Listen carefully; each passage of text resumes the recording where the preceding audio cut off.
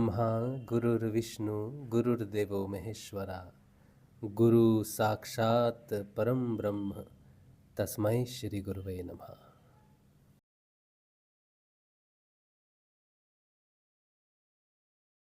ओम श्री गंगानाथाय नमः। जय श्री गुरुदेव। कई बार हमें ध्यान में इस तरह की लाइट के दर्शन होते हैं। हमें ऐसा लगता है कि हमने आत्मा के दर्शन किए हैं, क्योंकि ये जो लाइट है, जो दिए की जो लौ की तरह जो लाइट दिखती है, ये ध्यान में दिखती है और ये बड़े दुर्लभ दर्शन है। जो हठ योगी होते हैं वो इस तरह से कल्पना करते हैं कि ये जो ज्योति है ये हमारे हृदय में प्रज्वलित है और अपने हृदय पर वो ध्यान केंद्रित करते हैं इस दीपक की इस लौ पर।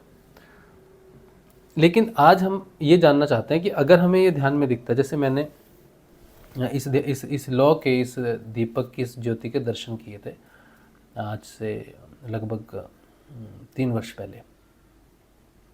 तो बहुत वर्षों तक जब मैं सोचता रहा कि मैंने क्या दर्शन किए हैं। सबसे पहले तो आपको ये बताएं कि ये लौ होती कैसी है। बिल्कुल जैसे दिए की लौ होती है वैसे ही होती है, लेकिन इसमें कोई दिया नहीं नज़र आता नीचे। और इसकी सबसे बड़ी विशेषता ये होती है कि ये बिना बाती के चलती है। ना दिया है, ना बाती है, ना तेल है, कुछ भी नहीं है। और ये लौ बिल्कुल हिलती नहीं है, बिल्कुल स्थिर है, ना बढ़ती है ना कम होती है, ना ही इसमें किसी प्रकार का कोई भी परिवर्तन होता है। जैसे आप किसी की फ़ोटो खींच के लगा दें, जैसे अभी ये देखिए, बिल्कुल स्थिर ज्योति की तरह ये दर्शन होते हैं और वो क्षणिक दर्शन होते हैं। बस आपने देखा और वो गायब हो जाता है। तो मैं बहुत वर्षों तक सोचता रहा कि मैंने आत्मा के दर्शन किए हैं, आत्म ज्योति है वो, जैसे हम बोलते हैं ना आत्म ज्योति है। तो इस तरह के शब्द हमने सुने थे। तो लेकिन जैसे जैसे हम योग साधना में आगे बढ़े तो हमने ये जाना कि आत्मा को कौन देख सकता है। आत्मा को तो कोई देख ही नहीं सकता, क्योंकि अगर आत्मा एक ही है, अद्वैत है, तो उसको देखने वाला अगर कोई है, अगर मैं उसे देख रहा हूँ, मेरे हृदय में मैं देख रहा हूँ, तो मैं देखने वाला हुआ उस आत्मा को। तो 2 हो गए, जो आत्मा को भी देख सकता है। तो आत्मा सबको देखती है, आत्मा को कोई देख नहीं सकता। तब मुझे समझ में आया कि जो दिखा है, जो देखने वाला है वो आत्मा है, लेकिन जो दिखा है, जो लौ दिखी है, ज्योति जो दिखी है, वो आत्मा नहीं है। वो क्या है? वो महाचित्त है। महाचित्त है। ये महाचित्त से ही सारे संसार की रचना होती है आगे। महाचित्त जो है, या चित्त जिसे हम कह देते हैं, चित्त जो है ये प्रकृति और पुरुष के संयोग से पहली संतान उत्पन्न होती है। इसी चित्त में 3 गुण हैं, सतोगुण, रजोगुण और तमोगुण। और अहंकार जब इन तीनों गुणों को एक एक करके विकृत करता है, तब सृष्टि की उत्पत्ति होती है। तो सबसे पहले सतोगुण विकृत होता है, सूक्ष्म रूप से क्रिएशन होती है। फिर रजस को विकृत करता है, फिर थोड़ा सा और स्थूल की तरफ जाते हुए सूक्ष्म चीज़ों की रचना होती है, तन्मात्राओं की रचना होती है।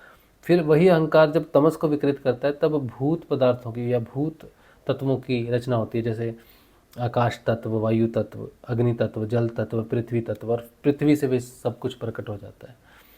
तो ये जब कोई साधक इस ज्योति पर ध्यान केंद्रित करता है, हृदय में इस ज्योति का ध्यान केंद्रित करता है, तो इस ज्योति को हम अपना वो स्वरूप मानते हैं जो माया में प्रकट हुआ है। इस चित्त तक पहुंचना, पहले इस चित्त को शुद्ध करना, व्यष्टि चित्त को समिष्टि चित्त में करना, व्यक्तिगत चित्त को समिष्टि चित्त में करना। मतलब जो विकृति इसके तीनों गुणों में आ जाती है अहंकार के कारण, उस अहंकार को ले करके तीनों स्वरूपों को शुद्ध कर कर फिर उस चित्त का लय कर देना और फिर वहाँ से हमेशा के लिए मुक्त हो जाना।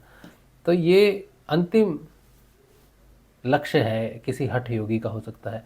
मैंने तो ध्यान में देखा, मैं तो हठ योगी नहीं हूँ, तो मैंने तो सिद्ध योग में जब मैं बैठा था ध्यान में, तब मैंने देखा था। लेकिन देखा मैंने क्रिया योग के माध्यम से था।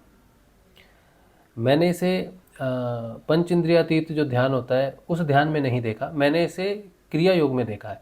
यानी कि जो पतंजलि अष्टांग योग है, यम, नियम, आसन, प्राणायाम, प्रत्याहार, ये जो 5 स्थूल अंग है, इसमें क्रिया योग है सारा का सारा।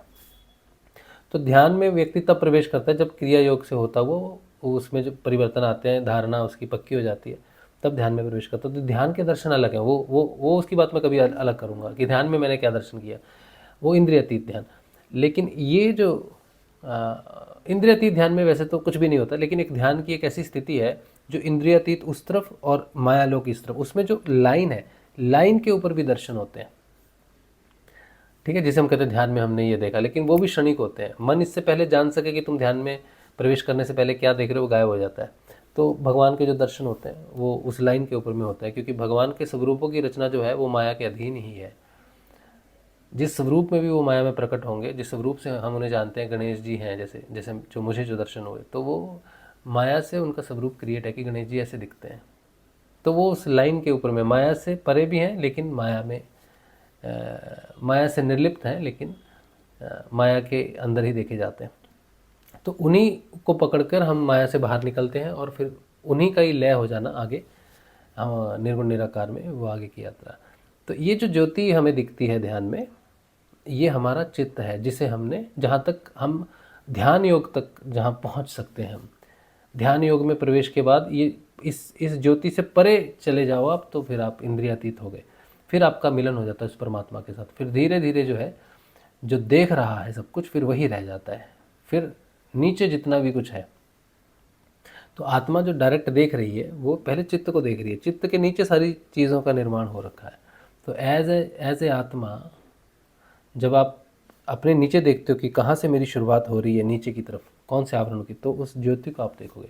तो ज्योति को देखने का मतलब है मैंने नीचे से उस ऊपर देखा उस ज्योति को नहीं। व्यक्तिगत आपका नाम, मेरा नाम राजशिव है, तो राजशिव ने उसे नहीं देखा, राजशिव ही वो ज्योति है।